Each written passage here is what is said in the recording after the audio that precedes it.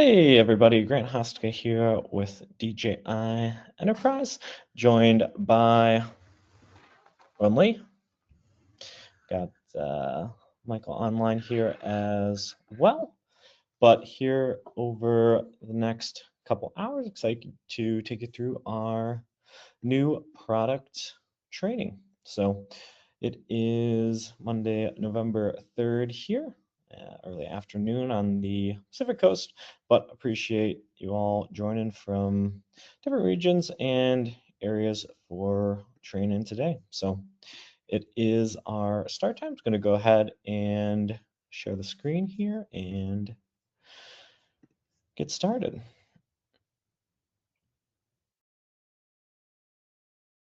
All right, look good there, everyone. I think everything was good to go. If you have any issues with the audio or seeing the slides, let us know. We'll go ahead and pause and make sure everything's set. But it does look like things are working okay so far. So we'll go ahead and get started. Just a reminder for training today, product has not been officially released yet. So please do not screenshot and share information publicly at this time. We always push to make sure to try to do training beforehand to enable you for answering questions that come in as the product is released. So do ask you keep that confidential on your end. So without further ado, we'll get started with the DJI Zenmuse L3, see through, far, and true. And we got to take a step back before going forward here and go back 5 years ago. It seems like not even 5 years ago, but more than 5 years ago when you think about the L1 coming out, and that was in October of 2020.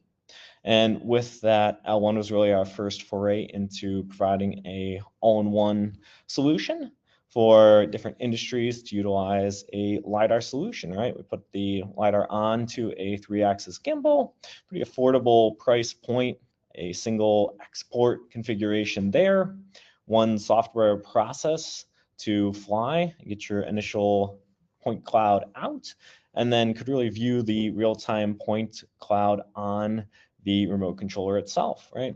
Practical measuring range, kind of topping off at 80 to 100 meters there with typical accuracy from 6 to 10 centimeters. So really depended on the use case, but the L1 was really our first kind of engineering dive into this after previous years of working on the LiDAR side of the house. From there, with the L2, first it was optimizing some of the pain points users had with the L1, adding ability for the IMU not to preheat, and then free processing with DJI Terra for the LiDAR sensor, but then also adding some improvements for the data collection as well, right? 5 returns, max LiDAR range there of 450 meters, and PPK processing, as one doesn't always have necessarily a RTK correction there, so helping make that a more seamless process. But we're looking at practical measuring range of 120 to 180 meters max there, with the typical accuracy of 4 to 5 centimeters. But really excited for the significant evolution of the Zenmuse L3 here, putting out that max practical measuring range to 300 to 500 meters and typical accuracy between 2 to 4 centimeters, right? Some of our other key highlights we'll get into in lots of detail today include that 16 returns option, dual 100 megapixel sensors, ability to use LiDAR data for Gaussian splatting, and the ability to directly output a point cloud from the system itself without going through a full processing workflow for more on-demand use cases there. But really, with the M400, it's enabled us to do a lot more with the sensor. We're going to be covering that throughout today's training. You can see those highlights of the L1, L2, and now L3 coming together for the highlights across the sensor package that we'll be going into more detail with the training today.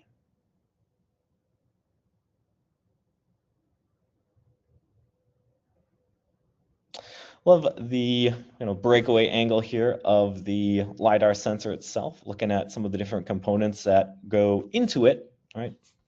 And 4 key components I wanted to highlight here today to start.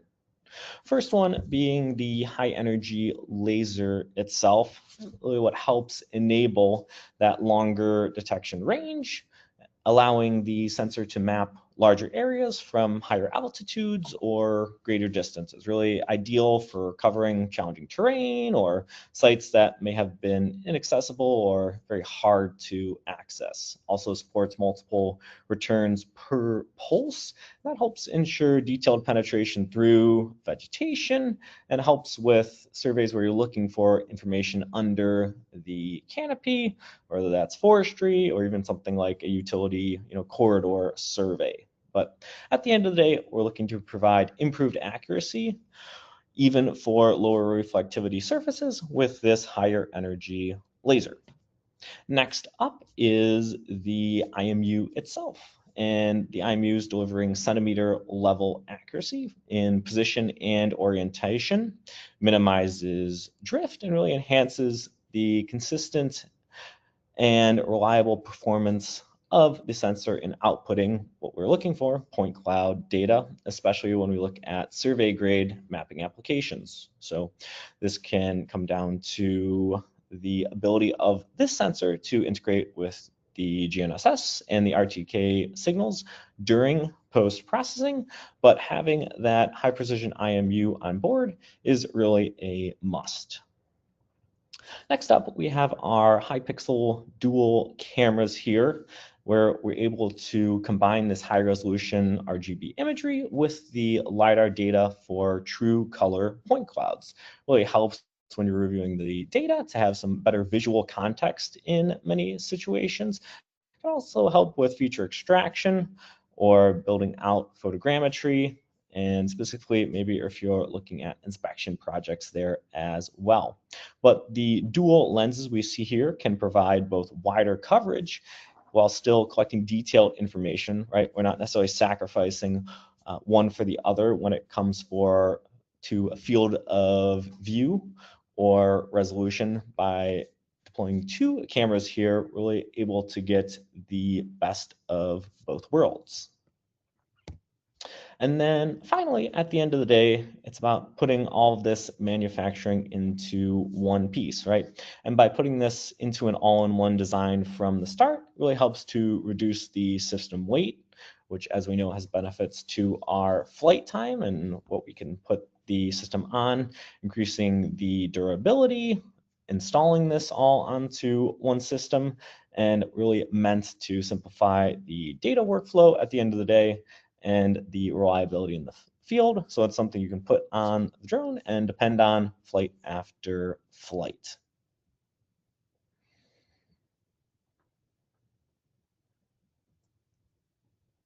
Love the pull away there as well, but you can really see that manufacturing excellence from the team puts it all into one unit, and that is really optimizing life when you're putting it out in the field. So after we've covered a bit of a high-level product intro there, you can see the different contents we're going to cover today. I'll go ahead and review the key features and software solutions, and then pass it over to Run to talk a little bit more about use cases, service plans, and operational tips, along with some of the latest M400 information. So first off, the LiDAR sensor itself uses a 1535 nanometer laser with a maximum output of 100 watts and is classified as class 1 for eye safety. You can see an example here on the right-hand side of a flight that reaches 830 meters in a open pit mine. So generally, we recommend a max AGL of 300 to 500 meters for a flight, but certainly with a higher AGL, one can achieve larger coverage. So really suitable if you're having significant terrain drops, trying to cover a large area, or looking at long distances. And realize it really depends on your region in regards to how how high you can fly and how easy it may or may not be to get a waiver, but know specifically, for example, there's a good one here in an open pit, because it's certainly a waiver that have seen granted in multiple regions just due to the flight safety aspects, right? When it comes to aviation in the area. That's really the point here with the sensor. We want to show the range and flexibility of the sensor in different scenarios that a regulatory environment is going to allow, but certainly plenty of benefits on the data side as well, even if you're not operating it at the maximum range of the sensor. So another example here can see some very high transmission towers and the data collection of the point cloud there, 370 meter tall transmission tower and a 260 meter tall transmission tower, but ability to get good detail on the lines, the structures, and the ground underneath is really magnified here in these data sets.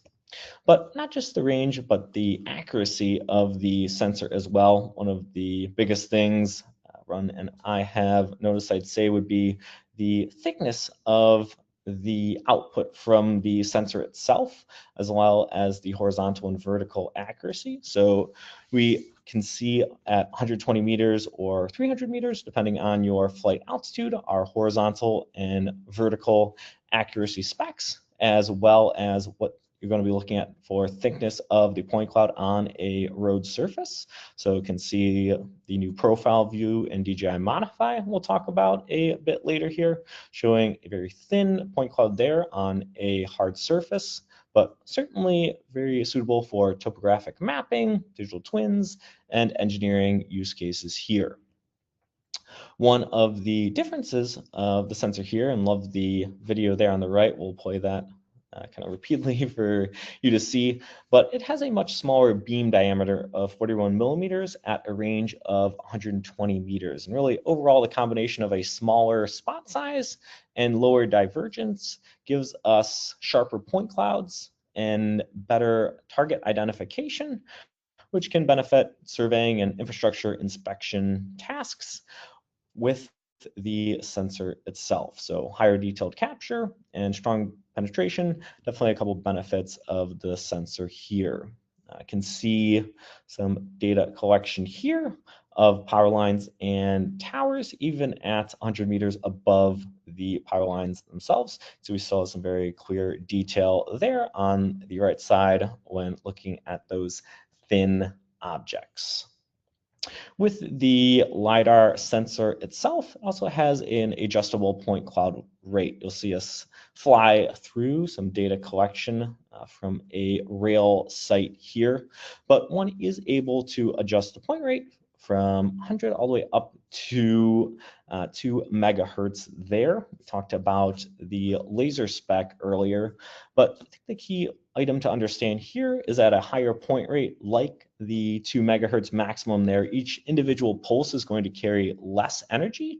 So that's going to be ideal for rapid mapping, or if you want a higher scan resolution without excessive ground penetration. But in contrast, using a lower point rate really is going to give you more energy per pulse, and that makes it better suited for applications where you need more robust returns, such as penetrating dense canopies or scanning reflective surfaces. So we'll dive more into the recommended flight altitudes here in a bit. But as I had just mentioned, the higher pulse rates there can lead to lower return options, as you see in the table. And then if we had a lower pulse rate, something like 350 kilohertz there, each laser pulse is going to carry more energy. It's going to go further. And the system really has more time to distinguish the multiple reflected signals or returns from different layers like vegetation, power lines, and the ground. So at the end of the day, definitely something to consider. You have a variety of settings in the software for the different situations you're going to be flying in. Nice clip from the launch video here, but you can really see for better penetration, we're going to recommend using the 350 kilohertz at 16 returns rather than the 2000 kilohertz at 4 returns. So nice forestry example in the video there. Can also see a data set in Modify from the mountainous area of Panda Avenue in southwestern China, as well as another case of scanning a forest in South Africa here with some of the different views from DJI Terra, the colorized point cloud, and then the classified point cloud. Talking about the scanning itself, you'll see we've added a new scanning mode here. So we have our linear repetitive scanning, really ideal for accuracy there. The star shape scanning, if you're thinking about accuracy and penetration. And then we have our non-repetitive scanning, if you're really just focused on penetration. And one of the fun things about being able to visualize your point cloud in real time is you can also see that scanning mode in action. And it's just, I feel like LiDAR a cool thing to look at, I think, as you see those returns come back to the camera and generate that point cloud in real time. A nice real world example for you here would be the difference between a linear repetitive scan and the star shaped scanning, right? In the linear repetitive scan, maybe you're really concerned about the accuracy of the site, but you can see the data is missing in between the two buildings here, right? Star shaped scanning comes in, we're able to complete that data collection in the middle of the two buildings, but still maintain that accuracy as well. So excited to introduce this additional scanning mode into our LiDAR lineup, where before you were just working with non-repetitive or linear repetitive scanning. We talked a bit about the value of the IMU to a LiDAR sensor before. You can see some specific figures here, but really at the end of the day, it's going to be delivering 2.5 times improvement compared to our previous L2 model. That 200 Hertz refresh rate means our positioning and orientation data is being updated 200 times every second, which really enables us to create extremely smooth and precise capture that leads to a better point cloud at the end of the day. Right? We talked about our integrations as a manufacturer here, and the IMU really is a core part of building a LiDAR sensor. With the IMU, carries on from the L2 and continues to enhance that no preheating necessary for the sensor. It's going to reach its best operating state automatically upon your route entry. And it is really ready to go as soon as you're turning that M400 on. On the calibration side of the house, it's certainly been a journey on the calibration steps or processes that we have built in, but you can see now it's going to be even less calibrations than before, with only needing a calibration every 220 seconds and built in automatically into the heading with the drone. So with the automatic pitch roll calibration at the turning points as well, while the manual flight itself does not require a calibration. So really at the end of the day, you can see an example here on the right side, a 3 kilometer long single flight route without needing a calibration on this part of the flight route there. Really trying to enjoy the maximum speed of data capture and flight and improve your efficiency in the field. Getting into the cameras themselves here, we have Micro Four Thirds CMOS sensors. So they are dual 100 megapixel native sensors here with the resolution, and they have a 100 megapixel or 25 megapixel option. And just to provide a little background here on the camera sensors, they have 100 million photosites within them, so that's why they are 100 megapixel native resolution.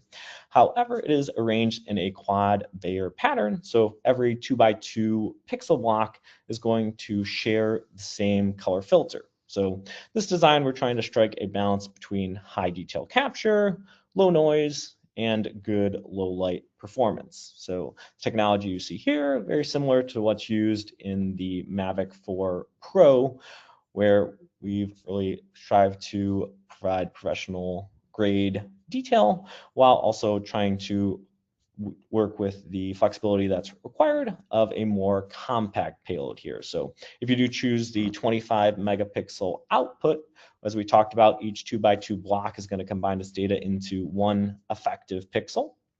So that 25 megapixel image is going to have faster capture capabilities, as you can see here at half a second there for the sensor. And then for the 100 megapixel mode, the system's going to read all 100 million photodiodes individually. And the software algorithm is going to analyze the differences between those neighboring pixels to enhance the detail. So let's say overall the actual sharpness improvement is going to be fairly moderate, since the same color pixels do see nearly the same light. But overall, with the different altitudes you fly the system at, we're going to give a good recommendation there in the Pilot 2 app regarding what photo option you may want to select. And as you can see here, mechanical shutter for both with a rate of 500,000 cycles there with guaranteed accuracy. With those two sensors, we do have a ultra large viewing angle there at 170 degrees. And the field of view is going to be 27 degrees larger than the LiDAR itself to help ensure colorization and orthophotos. So a 20% side overlap for the LiDAR would equal a 49% side overlap for your camera. And the goal here really being that in one flight, you can output your point cloud, 2D and 3D result in one Terra project. And we'll talk about later too, how that LiDAR data can help in your visual data reconstruction with some of the outputs that you'd be looking for. All right, I'm sure a question from many attendees here, what's the compatibility? And it is specifically compatible with the M400, but let me tell you a little bit more information why.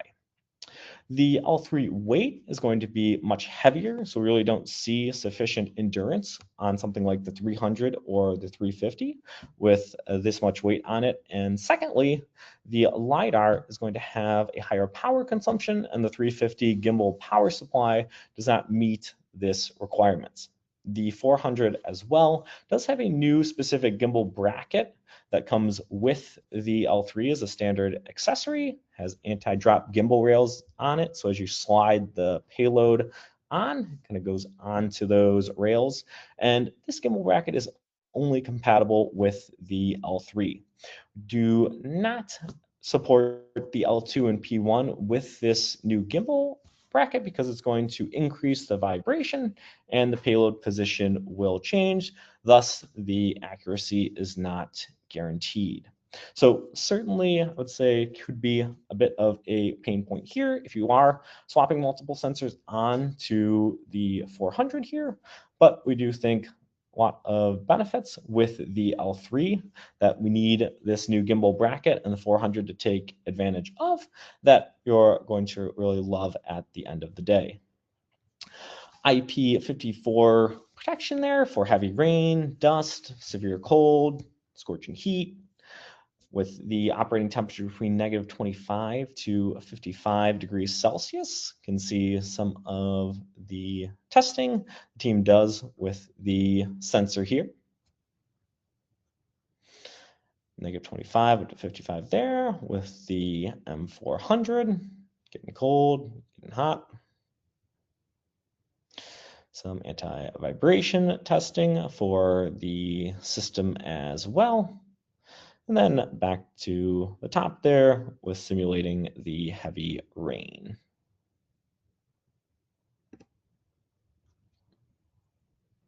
Is a 3-axis LiDAR gimbal system here. So you can see pitch, yaw, and roll specs there for the sensor. Advantages of having the 3-axis gimbal here is the accurate scanning of something like a facade, and also flight stability, even when the drone is going at a high speed. And does support our latest DJI Skyport as well for quick plug and use. The system does support the power line scanning as well. You can see the drone's simulated path there on the right side in the video.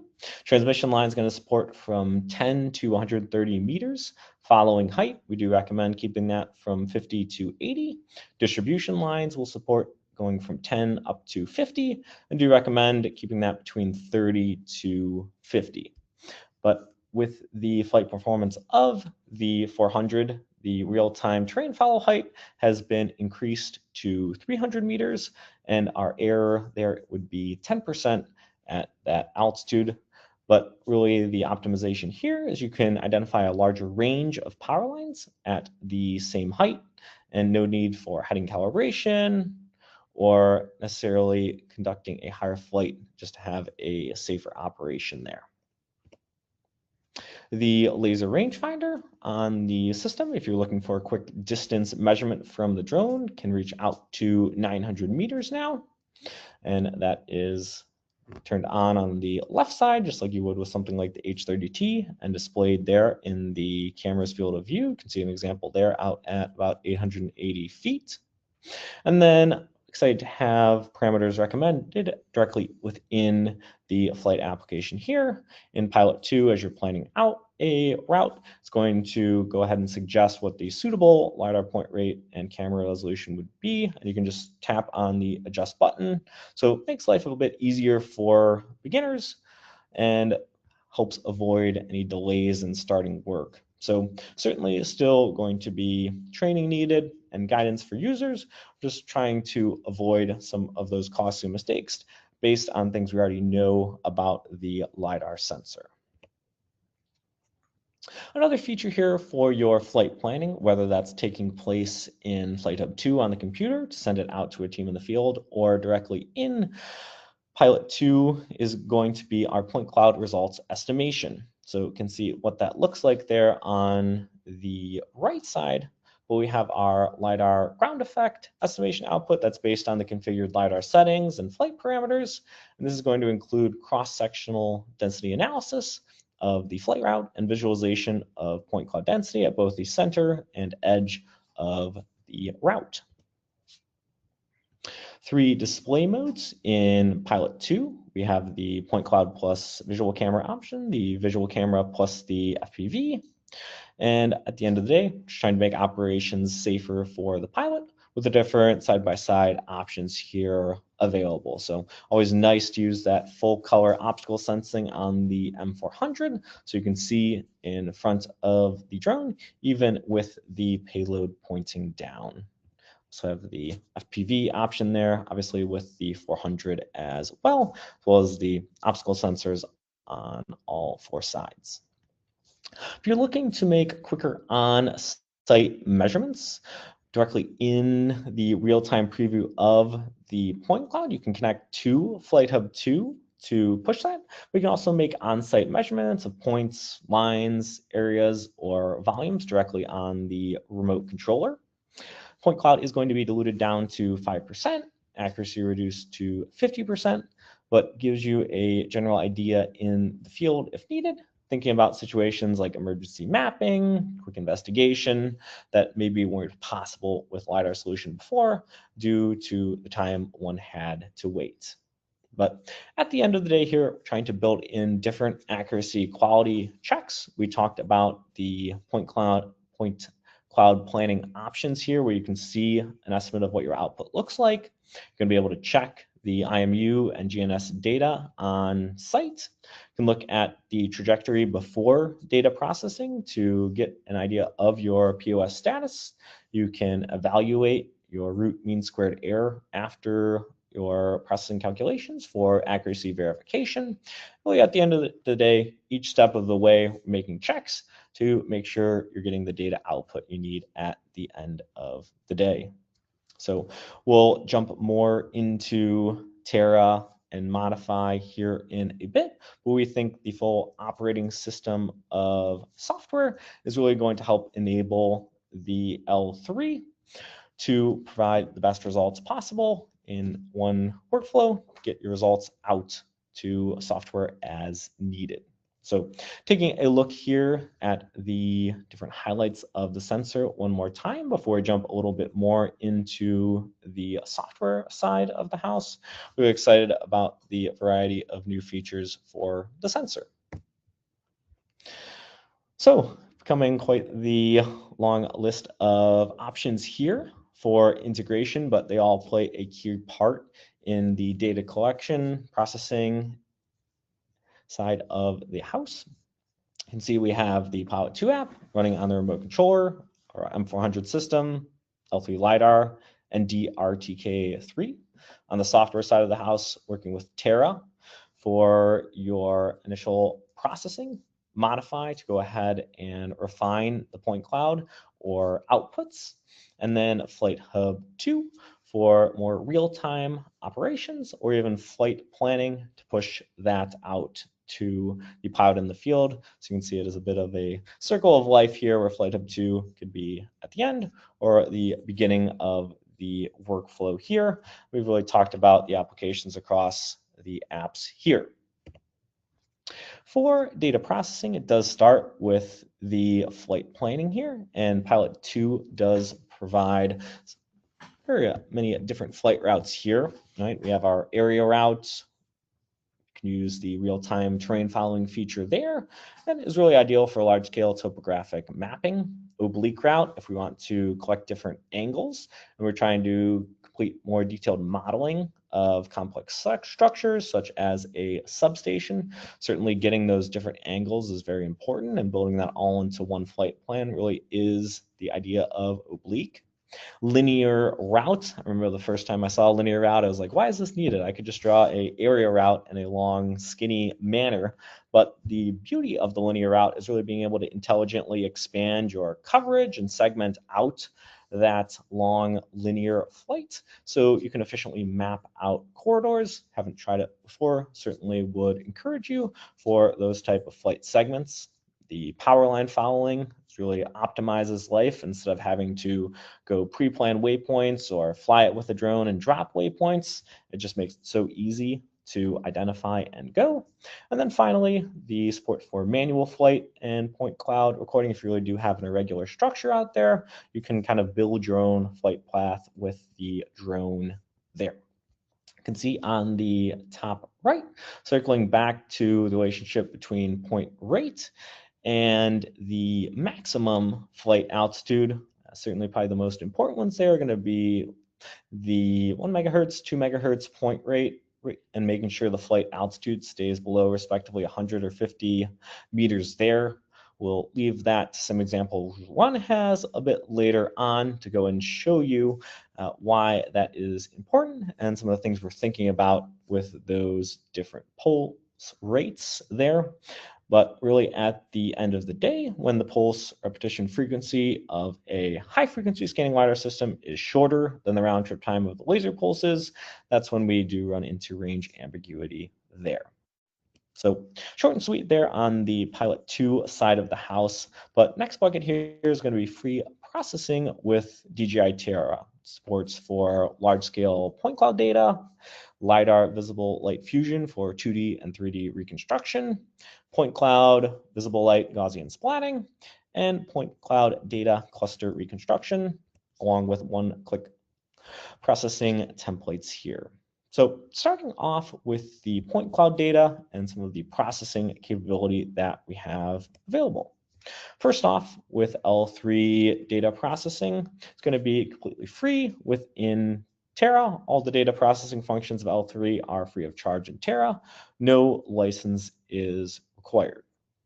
And Terra is really enabling large-scale point cloud data processing here, optimized with some new power modes. First off, just a reminder on some of the minimum configurations here would be 32 gigs of RAM, a NVIDIA graphics card with compute capability of 6.1 or above, and at least Windows 7 or above. On the power mode optimization here, this allows one to adjust your CPU frequency and power usage automatically to really achieve a optimal balance here, especially when you get into larger data sets and consistent processing. You may want to select one or the other here, right? Balanced is really trying to balance out efficiency and stability. You can go for the best power efficiency if you're trying to do lower power consumption for longer duration tasks. The best performance is going to be a bit faster than the balance mode, but is not optimizing your power efficiency.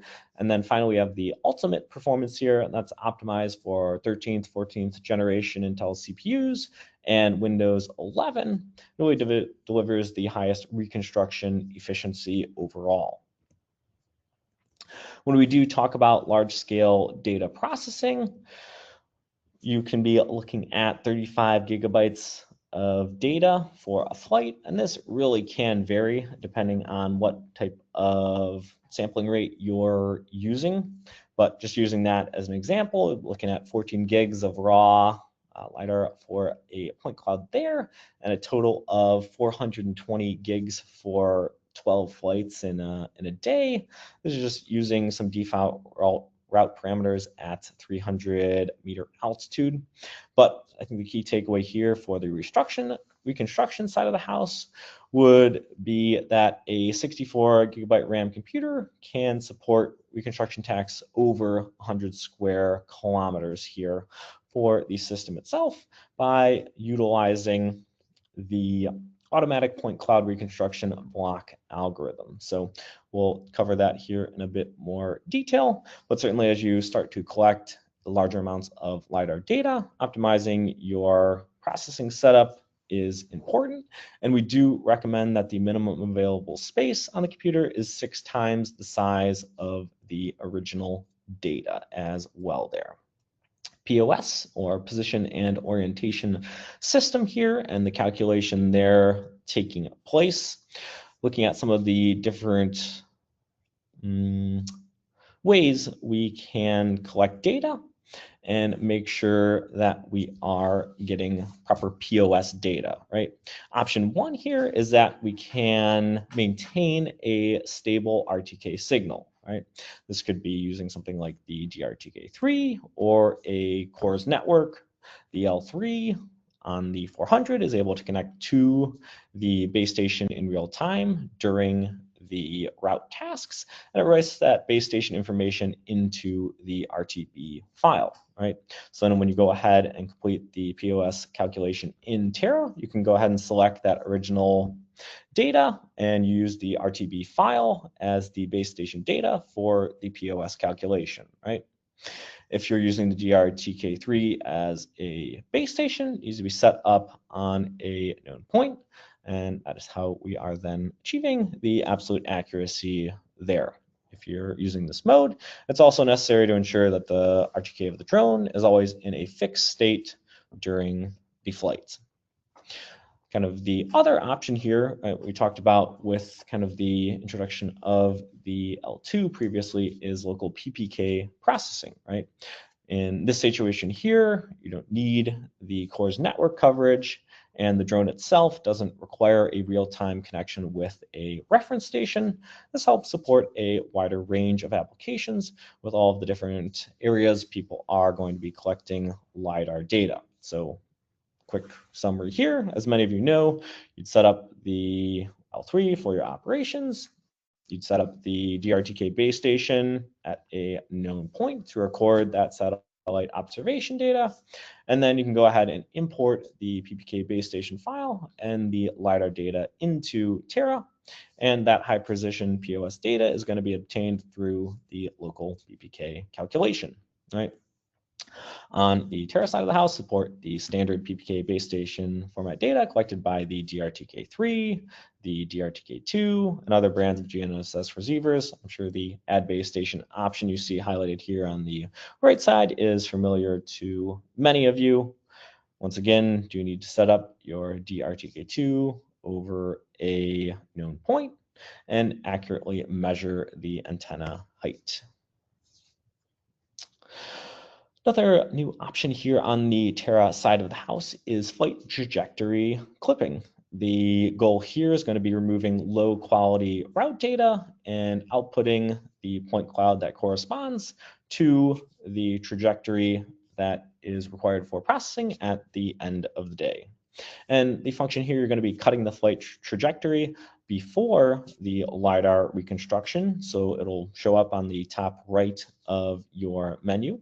And Terra automatically adjusts the flight band based on the crop data, want to improve the quality of your results, and will also display the accuracy information of the flight band through the quality reports.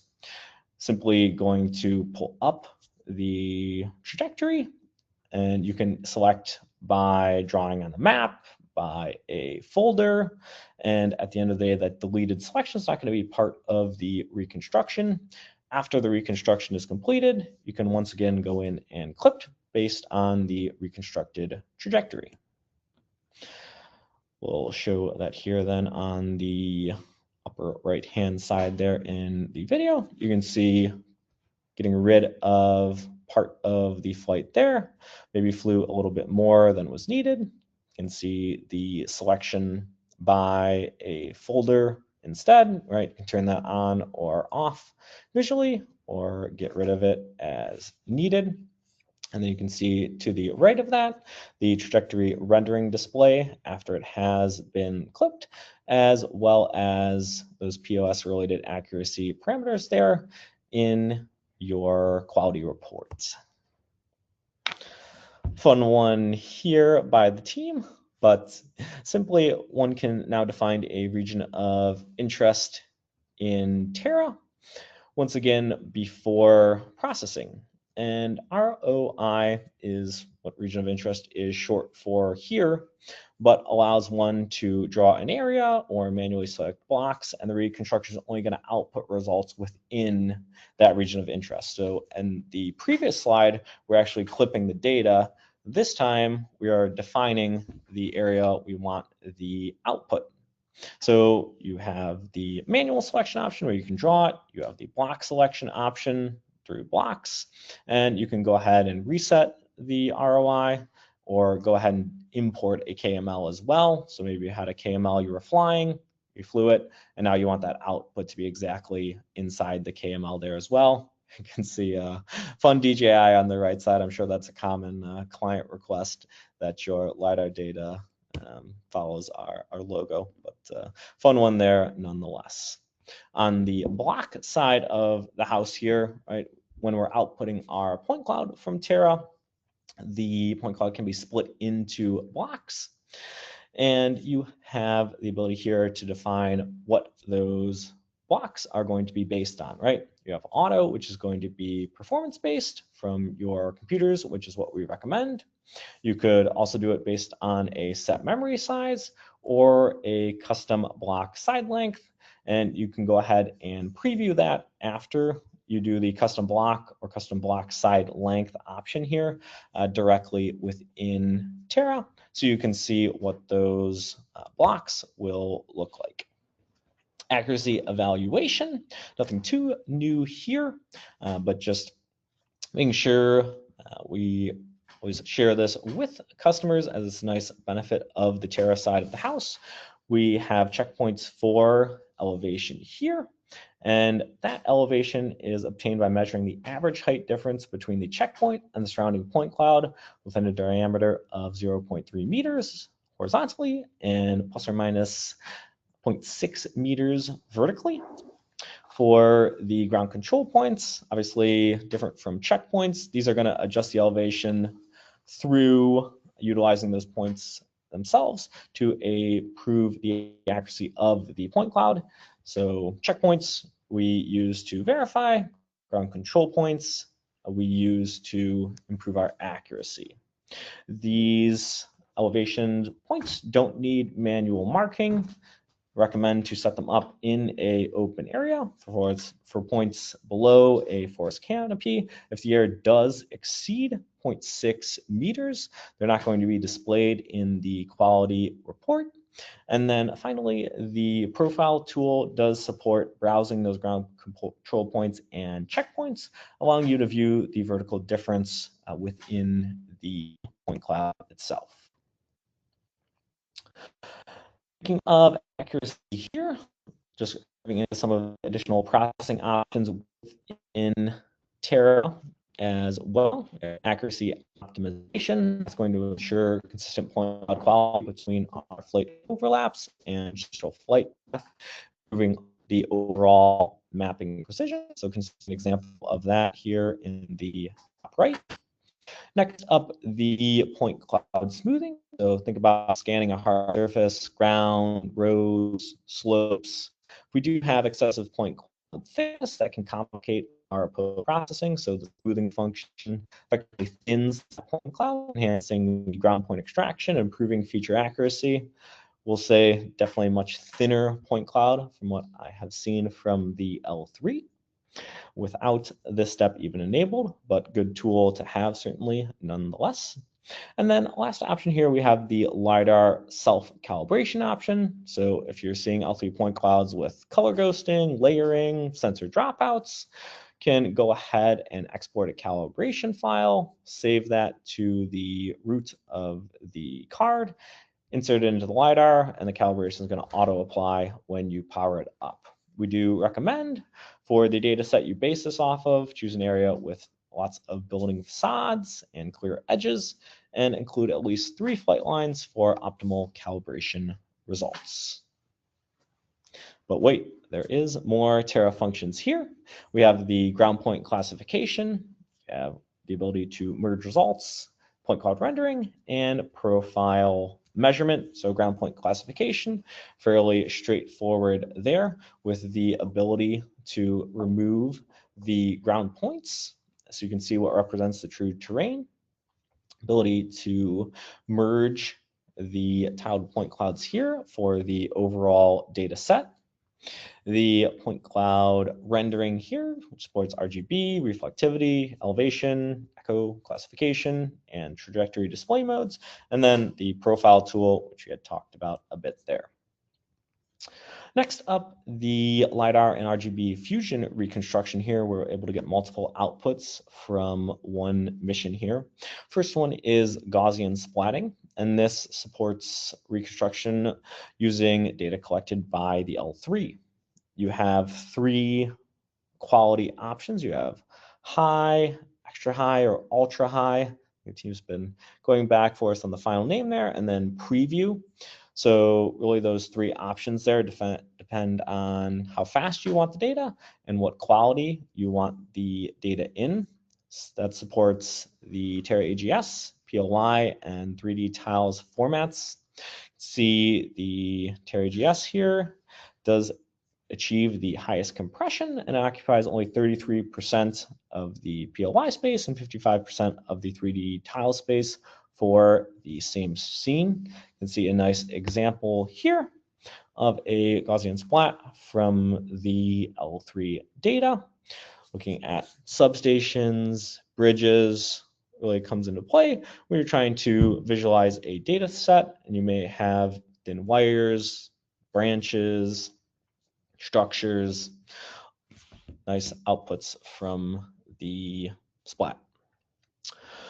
Next up would be looking at a 2D or 3D model. Obviously, during the L3 aerial survey, we can collect both LiDAR and 2 100 megapixel RGB or 25 megapixel RGB images simultaneously. So beyond just generating a point cloud, the fusion reconstruction enables multiple deliverables from a single mission, right?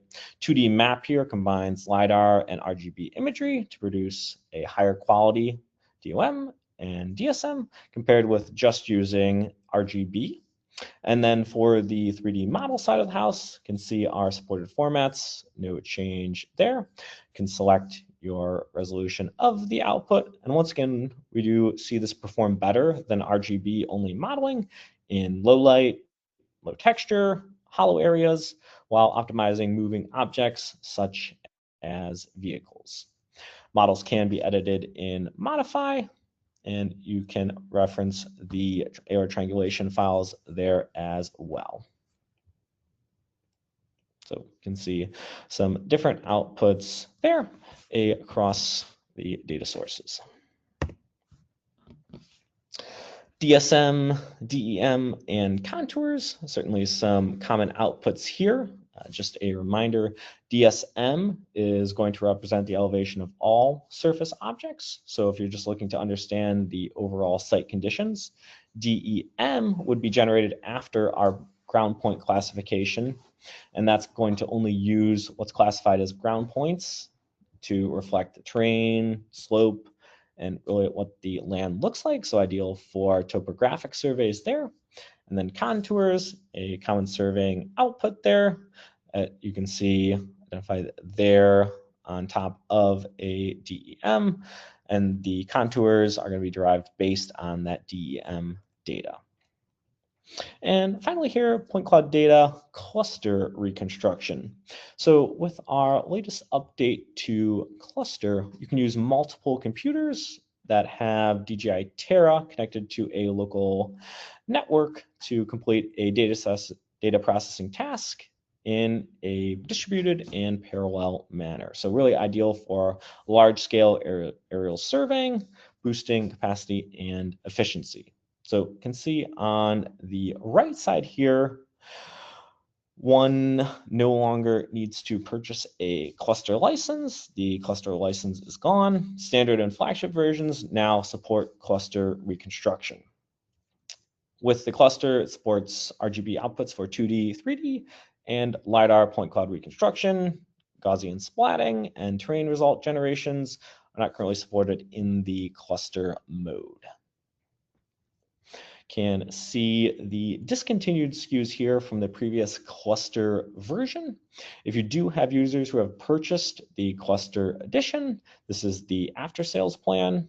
If the cluster version has been activated, the user should contact our after sales service team to provide information for a special upgrade process. If it's unactivated, they should contact enterprise dealers yourselves, and you can contact your DJI account manager for a refund. Feel free to loop us in if any questions or challenges there. But the idea behind cluster reconstruction here is you have the master device, the master node here, and that's really responsible for the task distribution, scheduling, aerial triangulation, and merging everything together. You're going to want to assign the most powerful computer with at least 64 gigabytes of RAM as the master device, right? The node device is going to be any computer on the same LAN running Terra, and that can be detected and added by the master device. So the node's devices are going to be given tasks that they're going to then execute and return back to the master device. Key thing here, as you can see in red, different from the previous cluster version authorization, all of the subnodes after version 5.1 require a DJI Terra license to participate in the cluster reconstruction. Right? You'll be able to set a location on the master device for the overall project that both the master and the nodes have access to. Use NAS storage. You can use a shared Windows drive, but do need sufficient space at the end of the day. And then the master device, you define your overall directory, while the nodes, where they're going to be using for temporary storage. Have a nice device management view here, where you can see different node information and can go ahead and select different performance modes, standard, high performance, or custom. Standard would be one node participating in computation. High performance is basically auto-enabling multiple nodes based on the system's capability. And then custom, you can set the core count for reconstruction there. Bit of a laundry list here when it comes to basic operations here, but in a nutshell, from kind of your cluster device management, you're able to define which devices you want to be part of the process, and you can even, after you started reconstruction, assign tasks out to different nodes, or if it's canceled on a node, it's going to go ahead and send that process on to a different node. So you can think of it as kind of your command center here, where you can customize the logic based on your needs. And our final piece here is going to be DJI Modify here, where we're going to look at our new support for large point clouds and some of the tools that come with it. Goal here is really friendly interaction for the end user, making it easy to use, intelligent algorithms to make life easier when it comes to classification, and rich outputs at the end of the day, right? After you've edited the point cloud, you may want to revise some of the outputs there before you bring it into third-party software. First off, the ability to work with larger scale point clouds here, right? PC hardware requirements, looking at a minimum of 32 gigs of RAM, Windows 10 or later, and NVIDIA graphics card with a compute score of 5.0 or higher. With a optimized splitting strategy of the point cloud, a 32 gigabyte RAM PC can edit point cloud data over 120 gigs. You have 3 different options to split up the blocks here. You can go ahead and not split it, so it'll just do it based on the files. And this is going to be recommended when the total imported point cloud files are less than half of your available RAM. Next option is going to be auto, which is performance based, and Modify is going to automatically split the imported point clouds based on your PC's performance. So when the available RAM is going to be less than twice the size of the LAS file, it's going to split the point cloud and group segments according to the RAM limit. Only one segment group can be loaded at a time for editing. And then your final option there is going to be custom block side lengths if you want to split based on a custom length. You can then render the point cloud display here as RGB, classified, elevation, reflectivity, returns, or trajectory if you did trim the ends of the trajectory there. So lots of different options to view the point cloud, and there's a little slider there between RGB and class. So it's a nice option to control the visibility of the point cloud tool. Lots of different tools here to select points. We have polygon, rectangle, points, brush, and color. But the idea here is we want to enable you to quickly select data that you can then delete, reclassify, or make other adjustments with. So you can see some of the different tools there in action in the top right with our manual selection tool, and then some of the intelligent selection tools here in the bottom right, where we're able to just tap and select structures.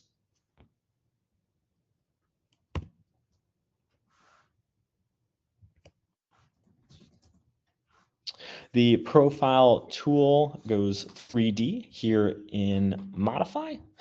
Obviously, common tool as we talked about earlier for penetration evaluation and accuracy.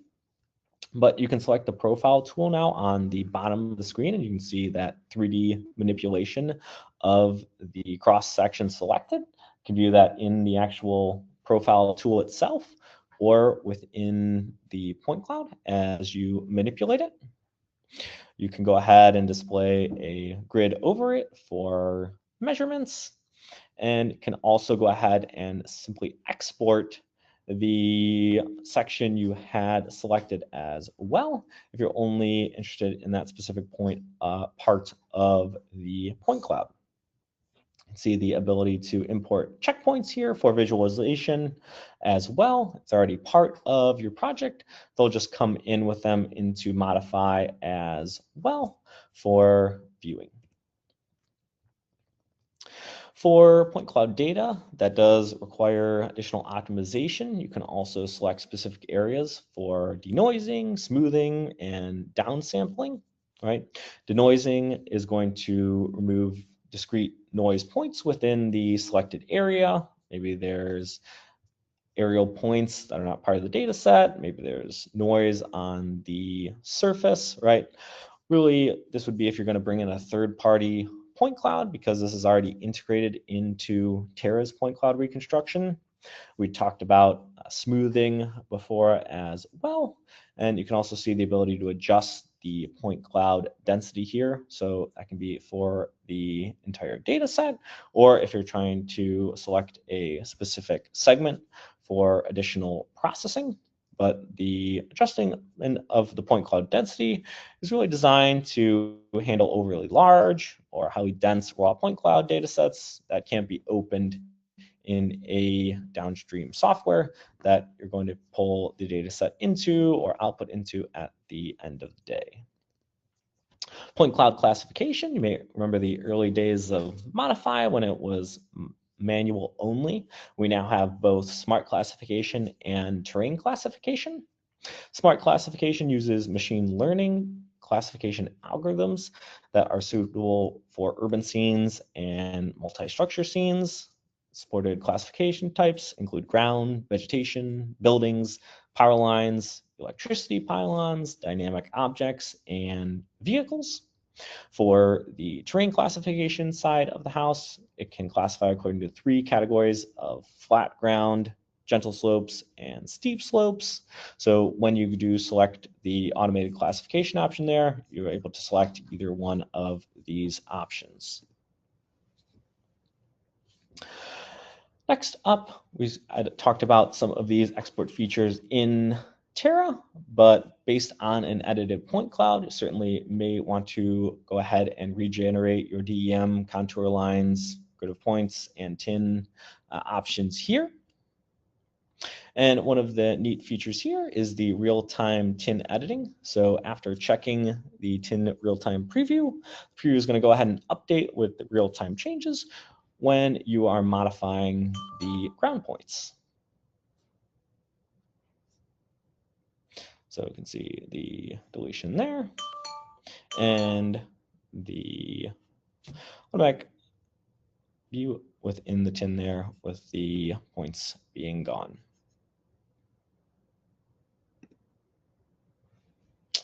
So just summarizing some of the updates here for DJI Terra that we talked about that you'll see here in the update, but all 3.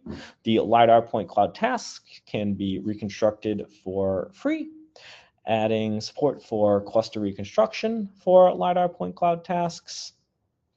Talked about local PPK processing, really adding a lot of these for the L3 side of the house, the flight trajectory, clipping, flight route accuracy displayed in the quality report, as well as CSVs you can look at for those. Gaussian splatting, cluster reconstruction is for free for users with standard and flagship licenses.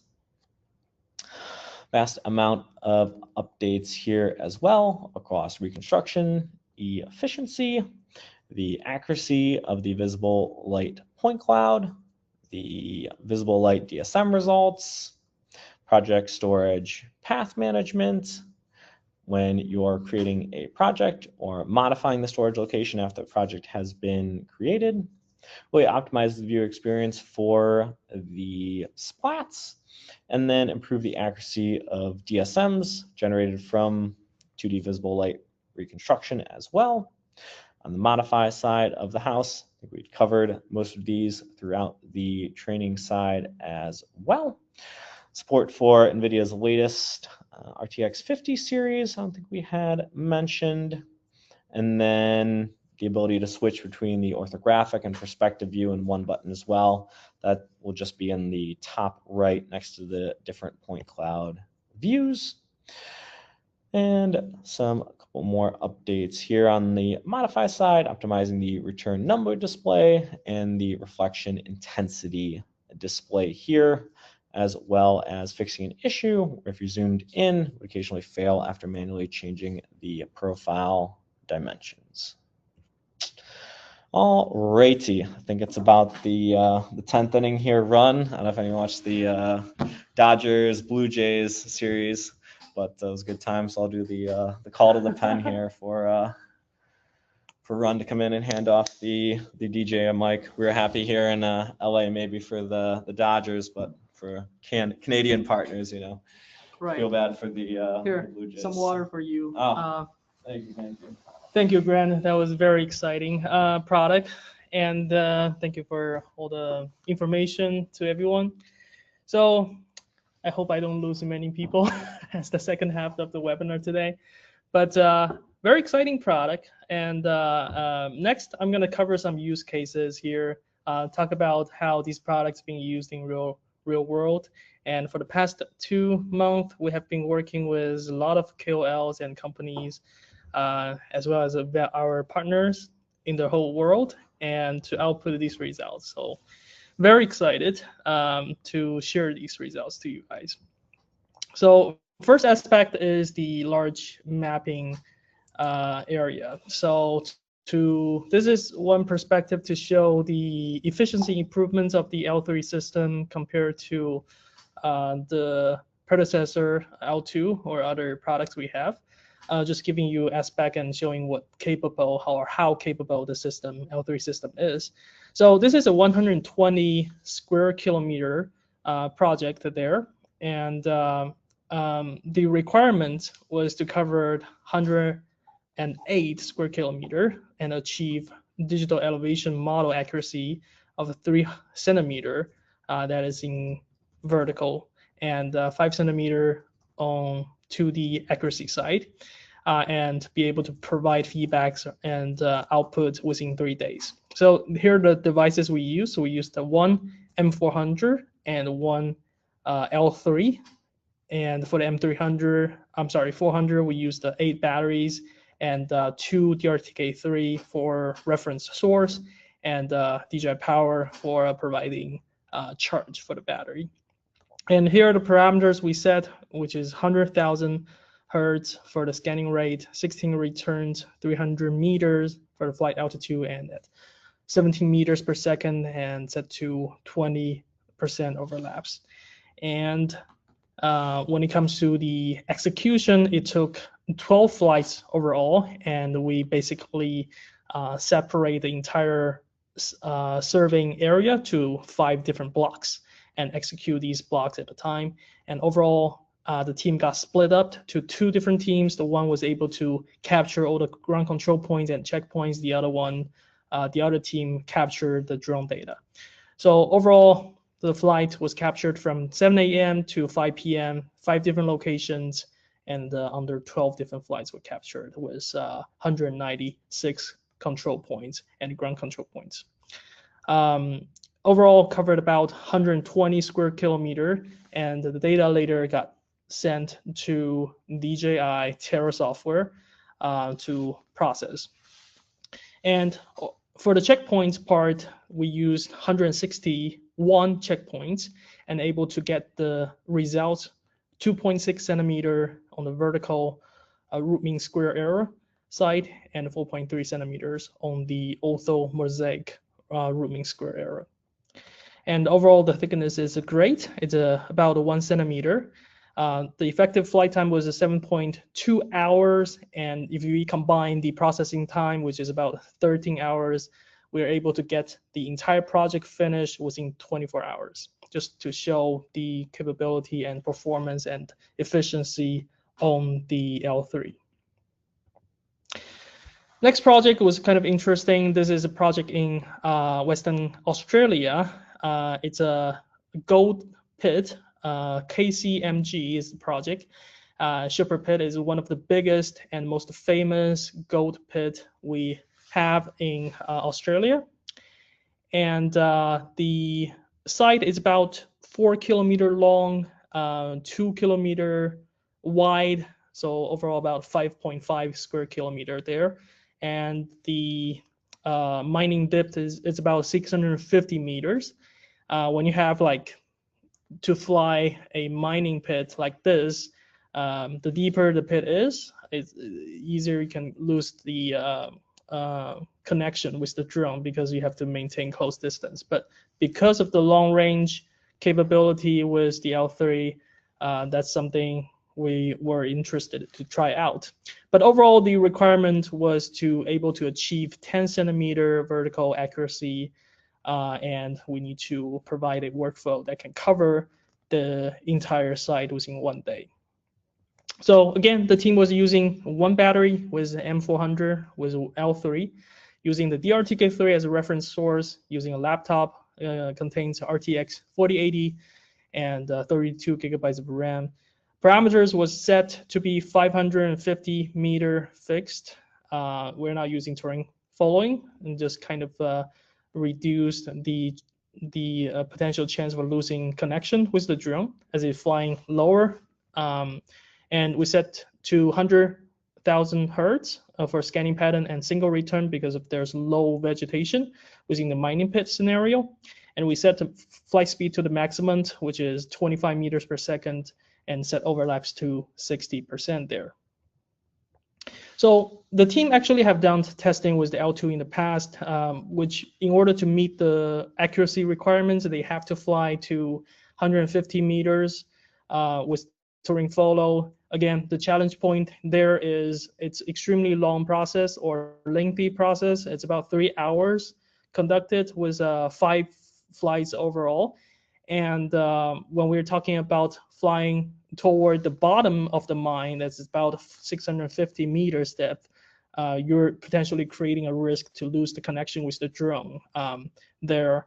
And when it comes to flying about 3 hours nonstop, your pilot is going to face long-term duration stress there to keep focus on the aircraft while flying. So now let's look at the results. So the team will actually be able to conduct the 3 flights, actually 2 flights, and in 3 different battery flights. So one time is the team was able to complete the flight within 15 minutes with L3. That is at 550 meters flight height. The coverage is about 5.7 square kilometers. The maximum distance between the ground, the bottom of the pit to the actual drone is about 780 meters with 6 ground control points and checkpoints applied. The team later was able to do another test, which was at a 600 meter flight height with a slightly more coverage, about 6.9 square kilometers, and that one was conducted under 2 different batteries flights, and but the entire flight is about 37 minutes, and the maximum distance between the drone and the ground is about 830 meters. So slightly higher. Again, because of the range of the sensor is about 950 meters upper limit, and that is at 10% reflectivity. The L3 is well capable for this scenario. And in result, the drone captured about 23 gigabytes of data for the 600 meter flight high one, and took Terra 1.5 hours to process the result. And just in comparison to L2, that is 44 gigabytes and took Terra 12.5 hours to process their efficiency improvements as shown here from L2 to L3. And it's not only it's more efficient, the data quality is great. So we only use the 1 ground control point there for local height transfer. The rest of the known points were there used for elevation checkpoints.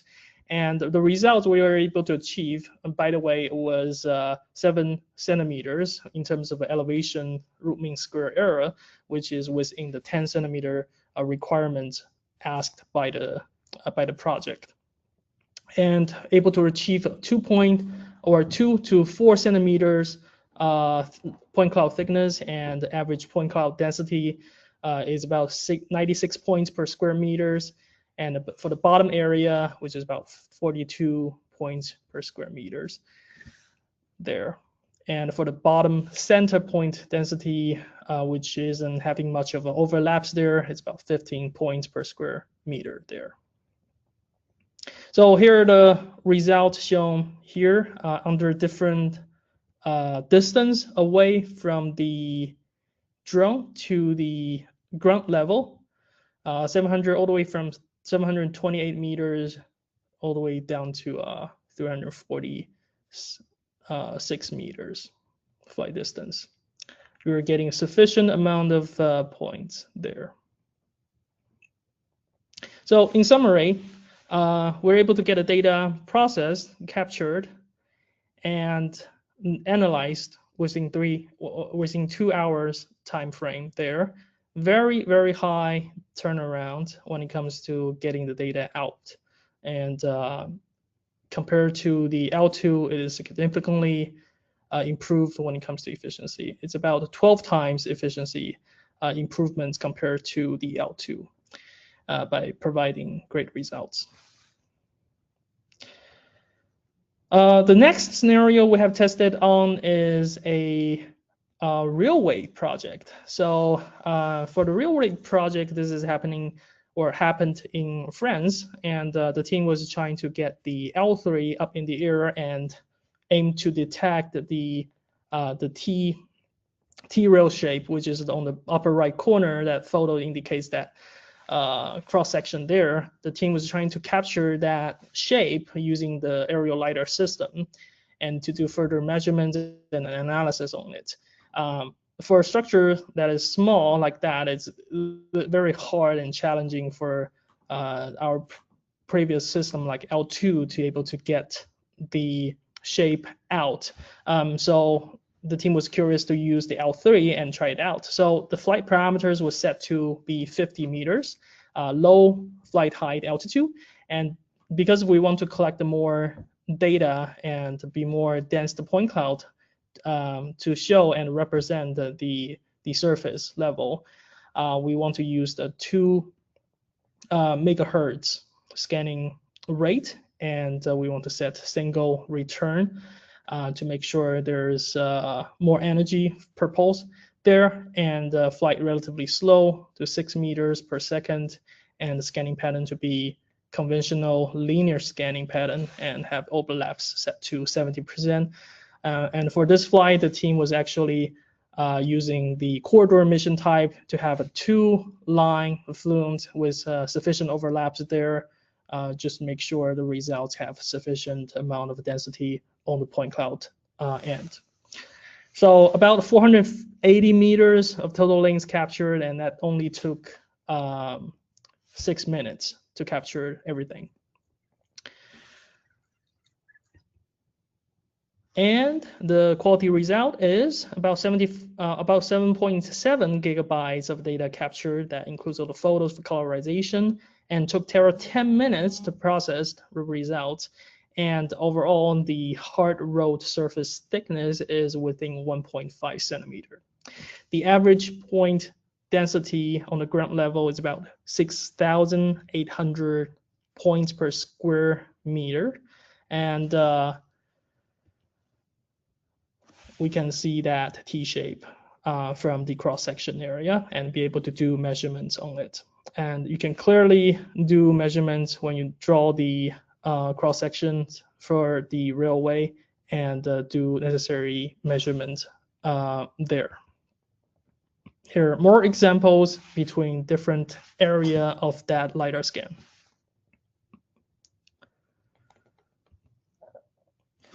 And within the France as well, we also did another project, and that is to scan the dam. This is one project to indicate or demonstrate the capability on the facade scanning part or the structural, 3D structural reality capture part. So the goal here is really to aim to collect comprehensive data with the highest fineness, highest density possible.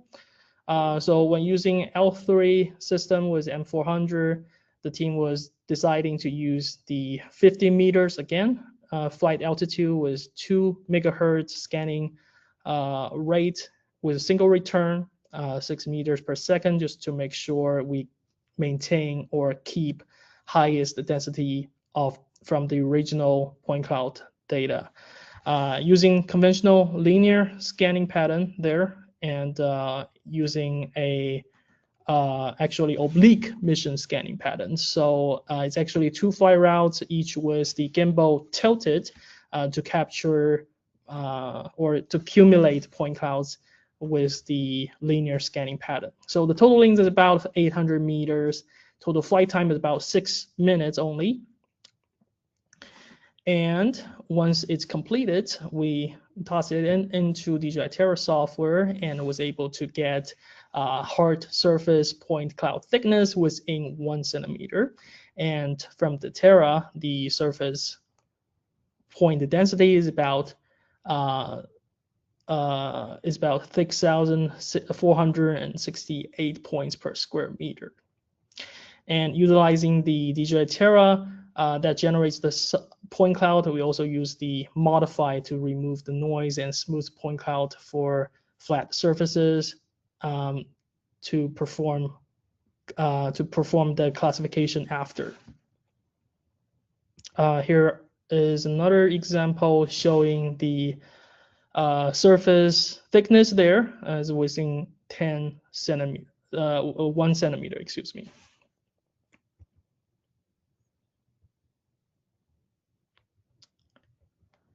Yep, here are the more examples on different areas within the dam showing the surface noise level or the thickness of the point cloud scan. This one is about 0.4 centimeter, and this one's about 1.2 centimeter, and this one's about 0.8 centimeter. This one's about 0.5 centimeter there. The next case study we have done with the client is to compare the actual performance between the L2 and L3. This was an interesting test and to compare two different systems under same flight parameters, although the L2 and L3 have significantly different operation altitude or elevation, but it is interesting to compare them under the same parameters there, especially on the penetration side. So for this comparison test, we have set the flight altitude to be 150 meters fixed altitude, speed being 115 meters per second, scanning patterns to be non-repetitive for maximum penetration, and side overlap set to 40% there. And for the L2, we can set to 5 returns at 240,000 hertz, and for L3, we set 16 returns for 350,000 hertz, just to compare the penetration results. And the total flight is about 2 hours and 11 minutes, and because of the set fixed flight speed and flight altitude, it's the same compared to L2 and L3. Coverage area is about 2 square kilometer, and we have used 6 checkpoints for this case study. Something significantly you notice is the penetration performance compared to L2 and L3. You can see from the ground level, if after the classification, there are a lot more points accumulated under the L3 with the same specification. This is a profile that is within 10 centimeter, as you can see, amount of the points being accumulated on the ground surface. And if we have a more look at the different vertical profiles under the same area, compare the results captured from the L2 and L3. Overall, you definitely see a lot more points being captured on the ground or surface level or the ground level on the L3 side compared to L2. And not only that, if we have a look on the right side, the force data shows that there are more points being accumulated on the vegetation structure as well. This is thanks to the smaller or much smaller laser footprint generated from the L3 from the same distance compared to the L2, and higher concentration laser energy from the L3 compared to L2.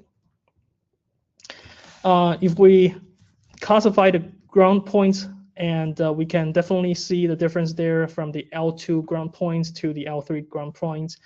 For the L2, it's about 22 to 63 points per square meter, but for the L3, it's really bumping up to 78 to 80 points per square meter. A lot more points gets measured from the ground, and thanks to the high penetration from the L3, sorry. When it comes to performance, this is one test we have done in Italy, and the team was able to fly from a mountaintop at a fixed altitude of 300 meters. And the interesting thing is when the team was flying at 300 meters, because the coverage of the entire scan, the upper or the northwest, the corner is actually pretty low ground compared to where they took off.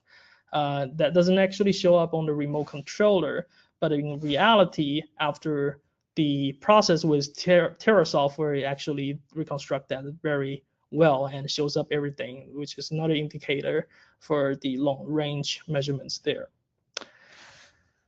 So this is the one flight captured under 350,000 hertz at 350 meters, actually 300 meters. And when it comes to the noise level, when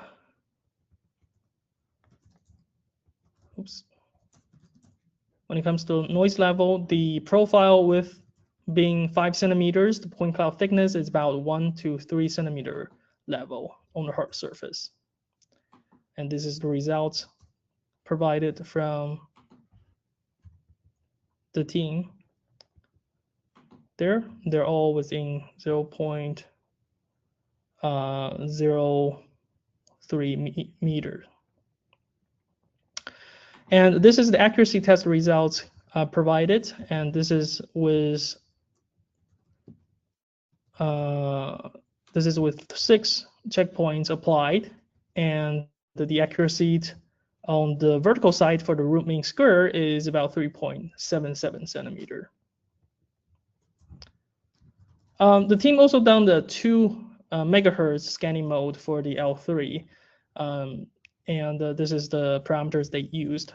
They did fly a little bit higher, which is 110 meters, and the flight speed is about 4 meters per second. Overlaps ratio or site overlaps ratio is about 60%. Of course, scanning patterns being linear, and point rate is about 2 million megahertz. So something is very interesting is when it comes to the coverage, and even on the very narrow streets, very complex structures, the L3 was able to capture and structure and output very detailed facade when we review the data. And for this data set, with the vertical profile within 5 centimeters, the point cloud thickness is actually in millimeter level, so they're all within 1 centimeter. So for different regions that only can fly up to 120 meters or 400 feet, we have actually done another case study with a partner, Vertical Aspect, and they helped test out the L3 systems and conduct a very detailed accuracy report when it comes to the L3 accuracy performance.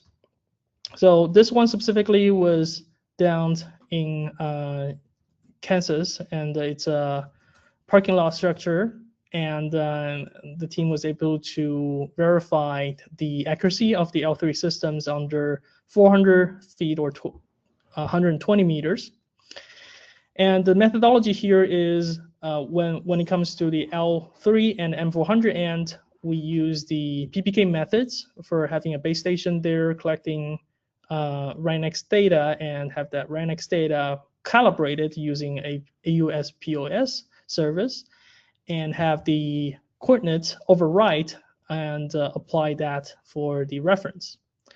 And for the check shots, and the team was actually be able to establish 30 ASPRS standard check shots using Carlson GNSS system, and each point was actually measured twice to verify the XY position by connecting a VRS station that is about 5 miles away. All of these tests were done just to enhance and ensure the accuracy of the measurements on the check shots end is absolutely great compared to the M400 to provide accurate systematic validation in terms of accuracy to show and compare the accuracy of the L3. So overall, 30 check shots were collected, and none of these 30 shots were actually used to be used as a ground control points for the accuracy results. They're only used for checkpoints. So the result is, or actually before the results, we actually conducted 12 different flights under different altitude at 200, 300, and 400 feet above ground level. And each elevation level, their different sampling rates were applied to maintain the same while maintaining the same scanning mode across different flight heights. So this is just to kind of ensure the system stability side when you're setting different sampling rates at the same altitude, at different altitude that is within 400 feet, the system performance provides just as good when you compare between different specification of the LiDAR sensor. And the result here is that we're able to achieve vertical root mean square error that is within 1.3 centimeters across all the flights we downed from 12 flights. So this is under the initial total error, and if we apply debiased or shifty models based on the average error, the result is even better. And after the debiasing, which is shifting vertically, no geometric change, no warping of the model, the vertical root mean square error remains within 0.7 centimeters for all the flights. Vertical Aspect is actually working on a white paper, so stay tuned for the detailed methodology they used if you're interested. And the next project we have worked with is very interesting as well. This is a project Grant actually was working in Quebec, Canada with Cancel and CIMA Plus, and their challenge was actually collect point cloud data for the electric wire, and the challenge they had was there's a lot of vegetation close to these distribution wire that is hard to distinguish when using the L2 systems. They have to wait till the end of the summer for those leaves to fall off from the tree so they can have the sensor fly there to capture the structure of the distribution wire. So when we showed them the L3 sensors, that's something they like to try out. So for the operation side, we flew at 100 meters and 8 meters per second, set overlaps to be 50%, flight path and scanning angles to be corridor mission, and scanning patterns to be star shape with 8 returns and frequency to be 350,000 hertz. And total capture flight time is about 10 minutes, and the team was able to actually get a very clean data from the distribution point cloud. And here's a webinar registration QR code. If you're interested, Grant is hosting a webinar to go through more details in terms of their findings on utilizing L3 system for this specific scenario. The webinar is going to be on November 18th. So I've talked about a few use cases. I briefed through a lot of details, but if you're interested, definitely stay tuned, because we're going to be providing more information upcoming for the L3 in terms of the case studies, details. Next, I'm going to talk about service plans. There is DJI service, or DJI Care Enterprise service for the L3. So when you purchase the Zemuse L3, you get 1 year of DJI Care Enterprise Plus for free. And that includes the service for free repairs. That's unlimited number of free repairs within the coverage limit.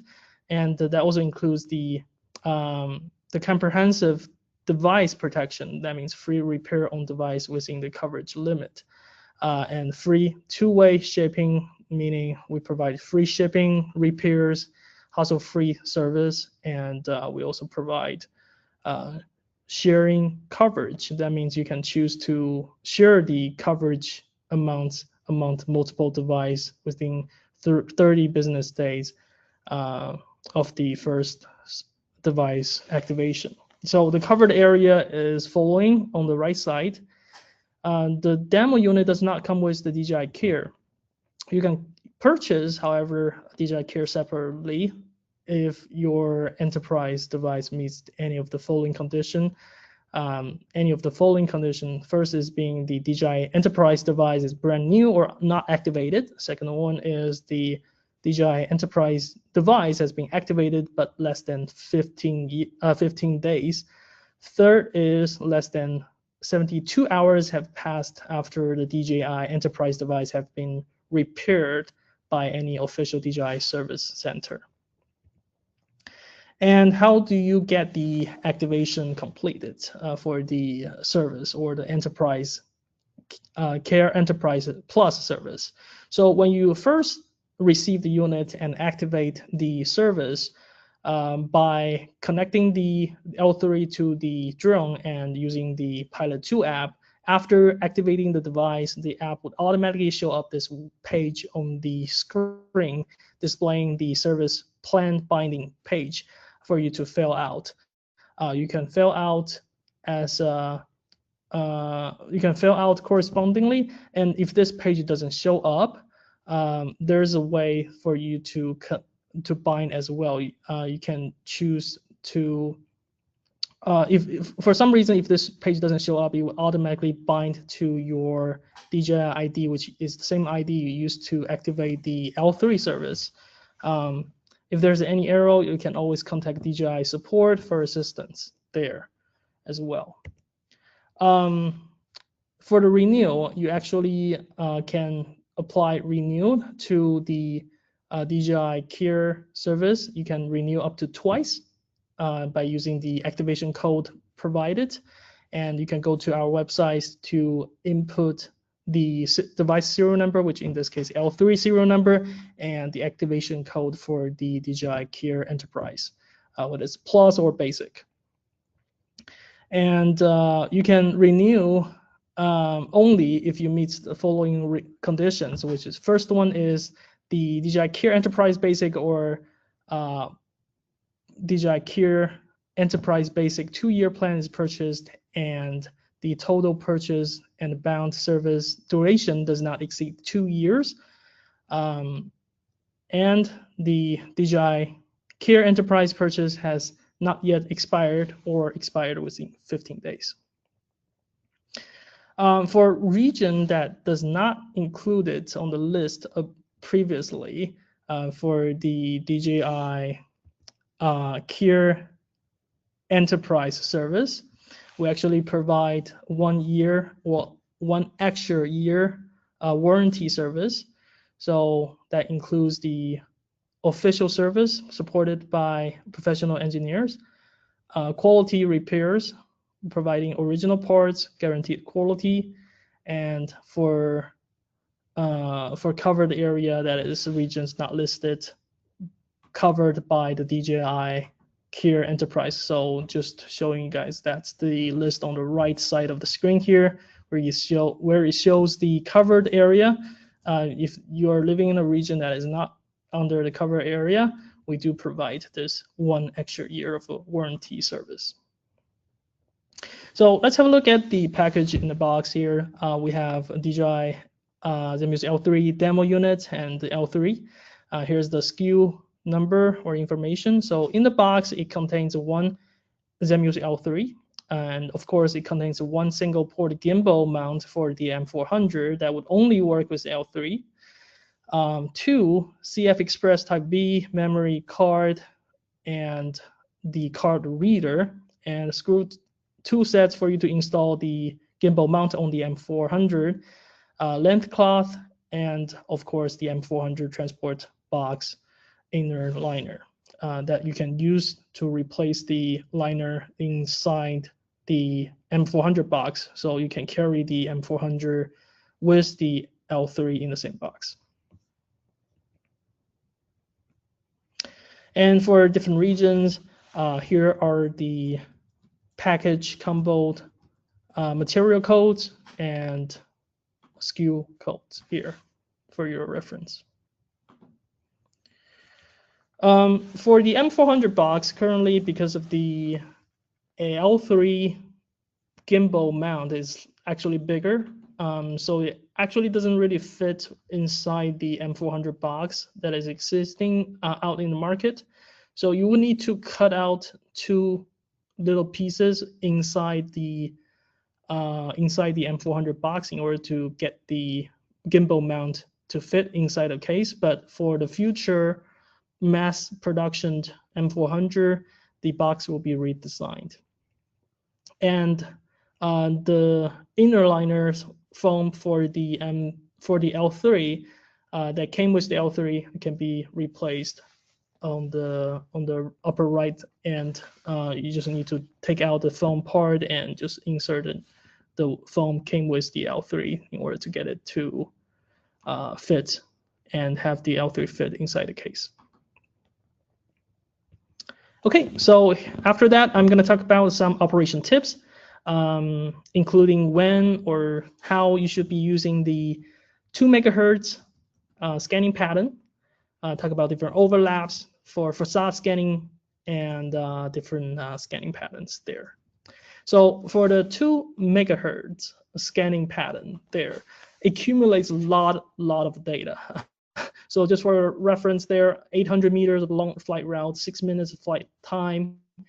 It captures about 7.2 gigabytes of raw data. And for 1 kilometer, that's about 17 gigabytes. And for 1.4 kilometers, that is about 32 gigabytes. So when it comes to the 2 megahertz scanning rate, we actually recommend to fly under 50 meters, and is typically designed for a scenario that you want to capture smaller scene and more points in terms of the density. So if you want to capture a very detailed point cloud model that contains a lot of the land features, this is something we recommend.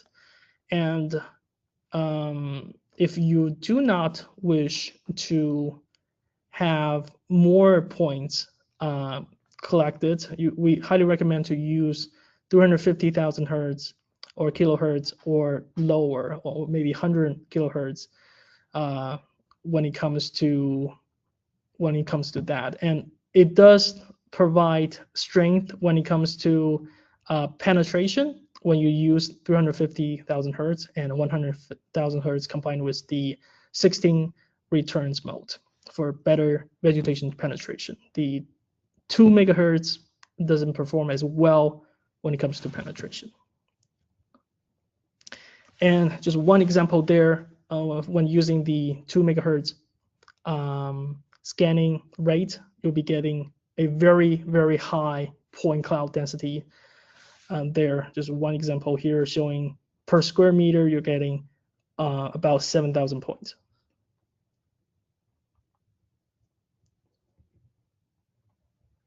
And the other one is showing 13,000 points per square meter. So a lot of data. Secondly, about overlaps, this is one example just showing insufficient overlaps that is causing potential issue there. So this happens pretty much under steep elevation drop scenarios, meaning, let's say if you're flying the L3 systems at a fixed altitude maybe, but the elevation of the terrain raised suddenly, and which is causing insufficient overlaps at a region in between 2 different flight routes. And when that happens, that creates a gap or miss of the data, of course, there. So to resolve this issue, there are 2 ways for doing this. One is to maintain the overlaps ratio but fly higher. The second method is just to maintain the flight altitude but increase the overlaps ratio there, the side overlaps ratio. But by doing both, you can also improve the efficiency, but definitely reduce the point cloud density there. So it's just something you need to keep eye on when you fly at a terrain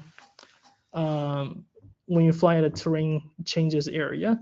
And this is something you can definitely verify and keep monitoring while it's operating under real time. And because we provide a real-time point cloud view for you to see how points are accumulating throughout the scan. If you notice something like a gap or hole happened, definitely refly the mission.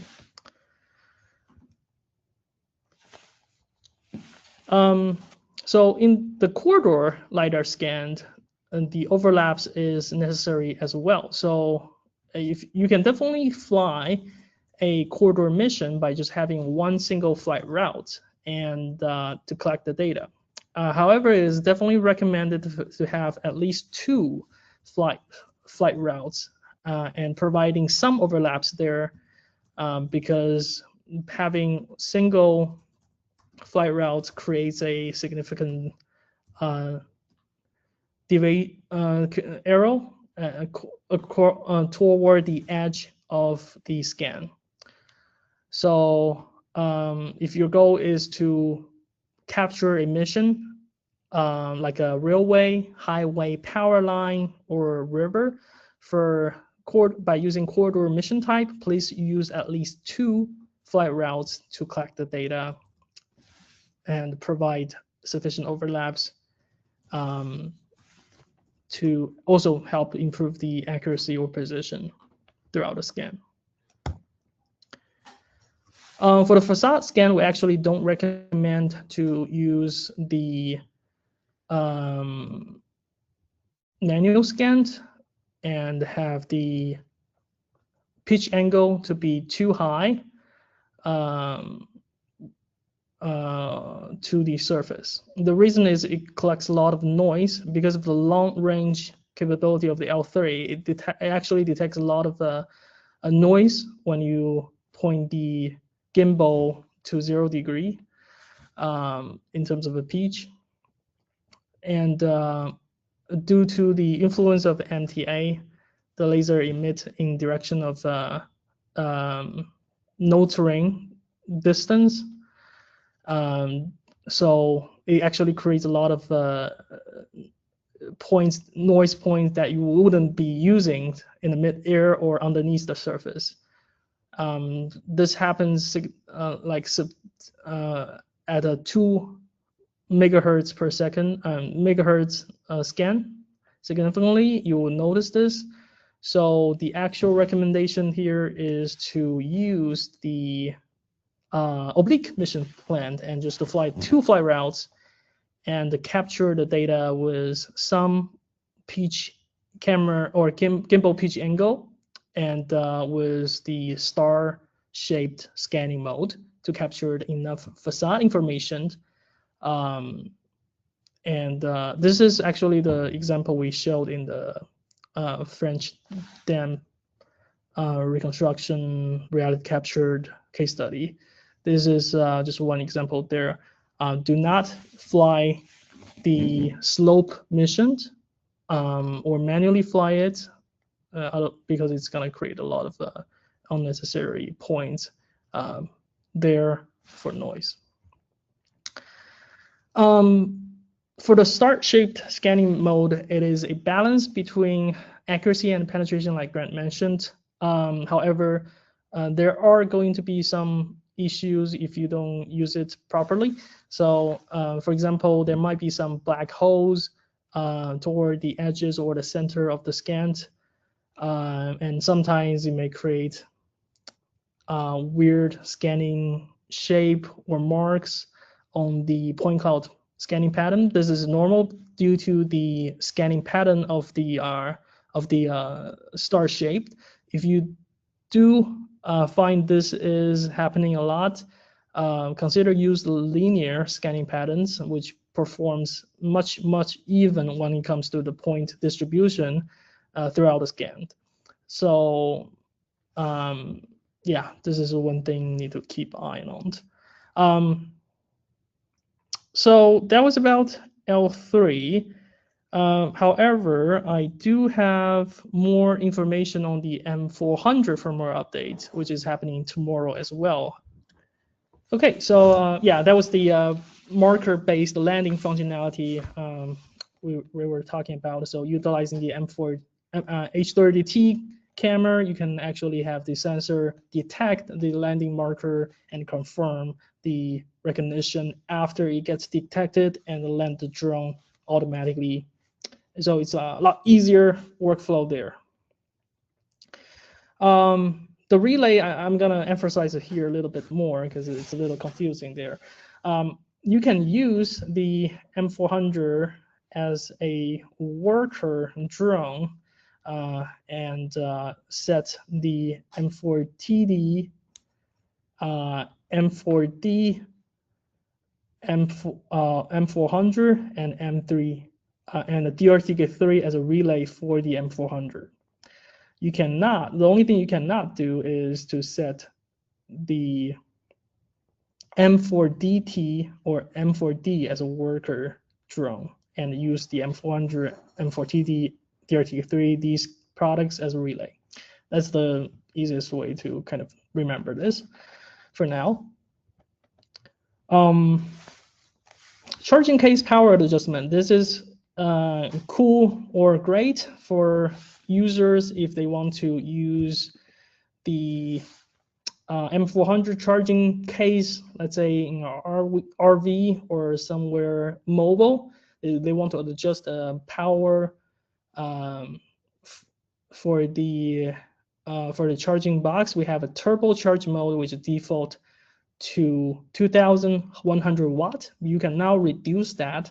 So if you're using maybe like a power station, portable power station that doesn't output 2,000 watt, you can reduce that number in order for the charging box to function normally. If you have an inverter in your truck or in your car, this might be a good feature to change. The next one is the split screen update. Now, not only the L3 supports split screen update, the H30T also supports split screen as well. You can now set to infrared or with zoom, wide angle with FPV, or zoom with FPV. And just like Grant mentioned earlier, for the LiDAR, you have other options as well there.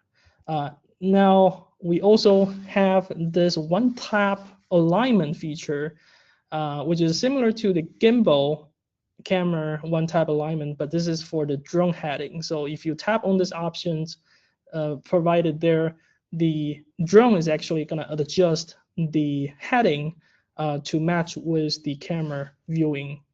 So right now I have a video just to kind of show you how that works. It happens so quick. But you're viewing at this object here, and you're actually, the aircraft heading is toward the different directions. Once you enable the settings, the heading of the aircraft is adjusted correspondingly. And we also have enabled capability for mounting the H30T with the L2 simultaneously. You can now connect it L2 with H30T with dual gimbal mount and have one utilizing the power line follow feature and the other one for corridor inspection. So this is a feature many clients from the energy space was asking for. We're now making that happen. We're now making that available.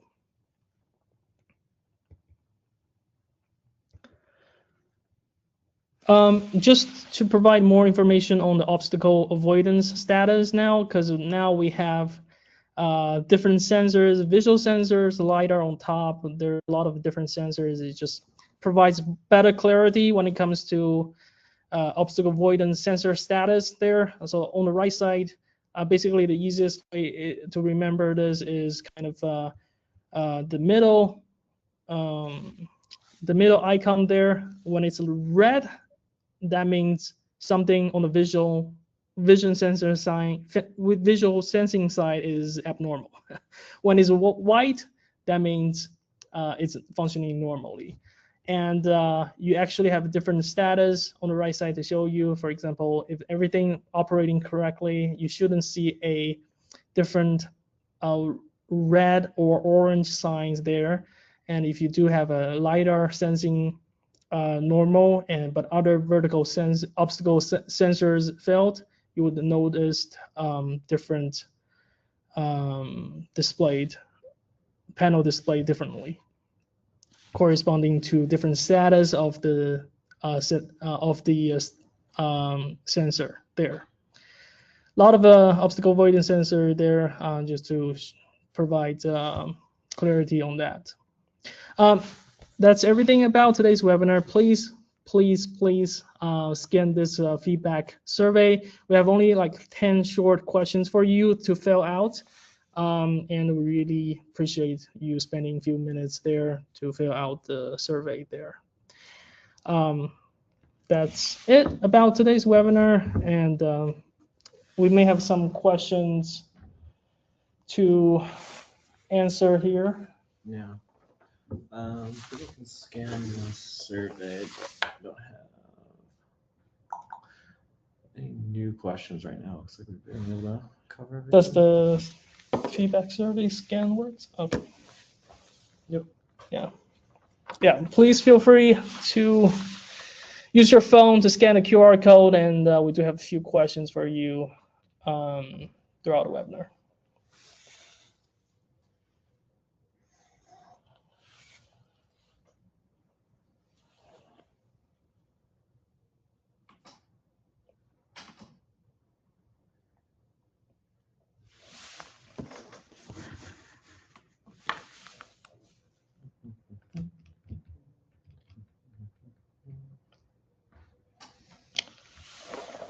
Yeah, I think that is about it from our end. So excited for launch day tomorrow.